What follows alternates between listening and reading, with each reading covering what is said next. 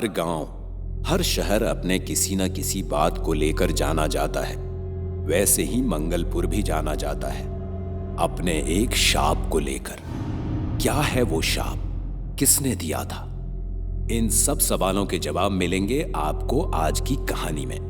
पिता शशि कुमार और बीवी करिश्मा की मौत के बाद रमन की आंखों के सामने आज से 3 साल पहले की रक्षाबंधन की वो रात घूम रही है जिसने उसके जीवन में अंधेरा भर दिया था।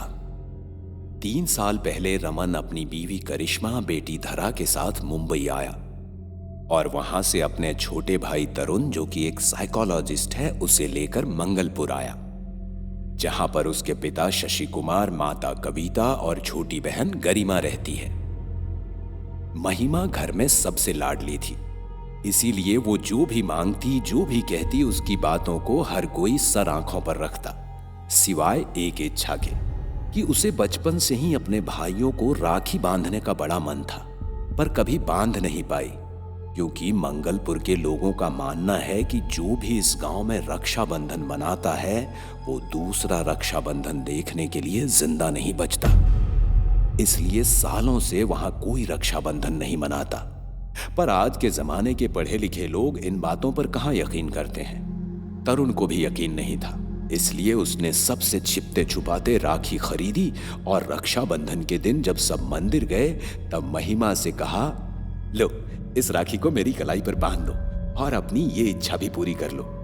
महिमा ने खुशी खुशी तरुण को राखी बांधी और जैसे ही उसकी आरती उतारने को हुई तो अचानक उसकी थाली में जलते दिए को कोई फूंक फूंक कर बुझाने लगा।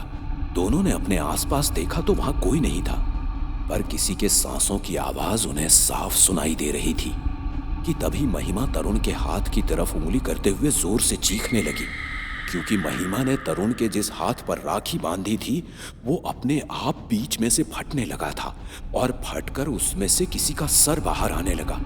ये देख महिमा जैसे ही वहां से भागी तो तरुण का हाथ अपने आप कटकर जमीन पर गिर पड़ा और जमीन से सरकता हुआ महिमा की ओर बढ़ा और उसका पैर पकड़कर उसे धड़ाम से जमीन पर गिरा दिया और फिर उसे घसीटते हुए वापस कमरे में ले आया और फिर उस हाथ से निकलती गर्दन लंबी होती हुई महिमा की ओर बढ़ी और उसके गले में अपने दांत घुसाकर उसके गले का मांस नोच नोच कर जमीन पर फेंकने लगी। वो दर्द में चीखे जा रही थी कि तभी जमीन से निकलते हुए कई सारे बिच्छू उसके शरीर पर आने लगे और उसकी चीखें एक तड़प में बदल गई। उसने थोड़ी हिम्मत करके एक झटके में उस गर्दन को अपने से खींचकर दूर फेंका तो जो राखी महिमा ने तरुण को बांधी थी वो हवा में उछलती हुई महिमा की ओर आई और उसके गले में लिपटकर उसका गला घोंटने लगी और गला घोंटते घोंटते उसका सर दीवारों पर पटकने लगी। उसके सर से खून बहने लगा था, वो अधमरी सी हो गई थी। ये देख तरुण महिमा को बचाने उसकी ओर बढ़ा और उस राखी को उसके गले से निकालकर दूर फेंका और उसे लेकर वहां से बाहर भागा। तो उनके साथ साथ एक औरत भी तेजी से भागने लगी और भागते भागते दोनों के कानों में एक आवाज आई, कब तक भागोगे, कब तक भागोगे? ये आवाज सुन तरुण और महिमा एक कमरे में घुस गए और अंदर से दरवाजा लॉक कर दिया। दोनों ने अभी एक पल की चैन की सांस ली ही थी कि तभी दोनों ने देखा एक हाथ बाहर से दरवाजे के अंदर आर पार आके दरवाजे की कुंडी खोलने लगा। ये देख दोनों फिर जोर से चीखे तो अचानक तरुण के हाथ पीछे की ओर मुड़े और वो अपने आप हवा में ऊपर की ओर उठकर बीच में ही लटक गया और फिर एक औरत हाथ में चाबुक लिए उसकी ओर बढ़ी और उसे जोर जोर से मारने लगी। जैसे ही चाबुक उसके बदन को छूता उसके मुंह से एक दिल दहलाने वाली चीख बाहर निकलती। उसके शरीर पर पड़ रहे निशानों को और दर्दनाक बना रहे थे उसके शरीर पर रेंगते हुए कीड़े, जो उन निशानों को नोच नोच कर खाए जा रहे थे। इतना दर्द और तकलीफ झेलते झेलते वो बेहोश हो गया। तो उस औरत ने अपने मुंह से फूंक मारते हुए आग निकाली और उसके निशानों को जलाने लगा।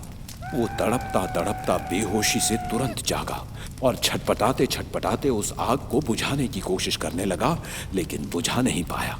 और फिर उस औरत ने तरुण को ऊपर से नीचे पटका और फिर अपना पैर तरुण के पैर के घुटने पर रखकर उसका पैर पकड़कर ऊपर की ओर खींचते हुए उसके पैर को बड़ी बेरहमी से तोड़ डाला। वो तो दिल मिला उठा और अपनी जान की भीख मांगने लगा। प्लीज मुझे मत मारो, मैंने तो तुम्हारा कुछ नहीं बिगाड़ा है, प्लीज प्लीज मुझे मत मारो, छोड़ दो। तरुण के ये कहते ही वो आत्मा वहां से चली गई और उस आत्मा के जाते ही जमीन पर पड़े हुए तरुण के मस्तक के बीचों बीच की चमड़ी फटने लगी और फटते फटते चमड़ी ने तरुण के पूरे मांस को खींचकर उसके शरीर के दोनों तरफ फेंक दिया और उसका शरीर सिर्फ हड्डियों का ढांचा बनकर जमीन पर गिर पड़ा और इसी के साथ उसकी मौत हो गई। तरुण को यूं मरा देख अब महिमा को एहसास हो चुका था कि अब उसकी बारी है। महिमा का इस वक्त वही हाल था जो एक हिरण का होता है जब शेर उसका शिकार करने वाला हो। वो इधर उधर भागती अपने आप को बचाने की कोशिश में जुटी थी कि तभी उसके आसपास की सारी दीवारें अपने आप तड़कने लगीं और उस तड़कती हुई दीवारों में से पेड़ों की जड़ें बाहर आने लगी और आकर महिमा के शरीर को जकड़ने लगी और जकड़ते जकड़ते उसके शरीर के अंदर घुसने लगी और फिर एक जड़ उसके पैर से घुसते हुए सीधा उसके मुंह के अंदर से बाहर निकली और निकलकर उसके गले में अपने आप लपेटते हुए उसका गला घोंटने लगी और उसे उठा उठाकर जमीन पर पटकने लगी।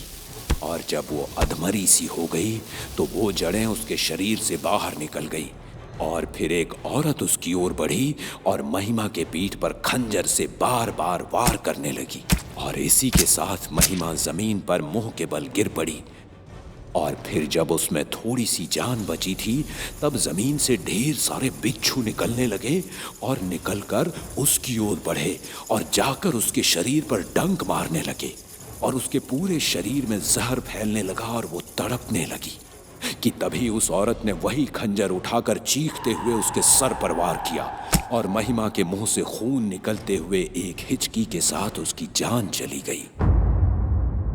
जब सब घर वाले मंदिर से घर पहुंचे तो महिमा की मां कविता की नजर महिमा और तरुण की लाश पर पड़ी।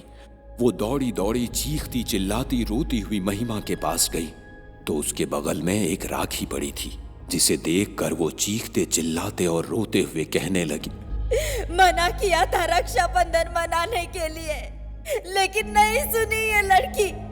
उस सांप ने अपना काम कर दिया, वो आजाद हो गई। अब वो श्रापित आत्मा हमें भी मार देगी। उसके साथ साथ उसका पूरा परिवार भी रोने लगा। महिमा की राखी बांधने की इच्छा उसकी अंतिम इच्छा बन गई।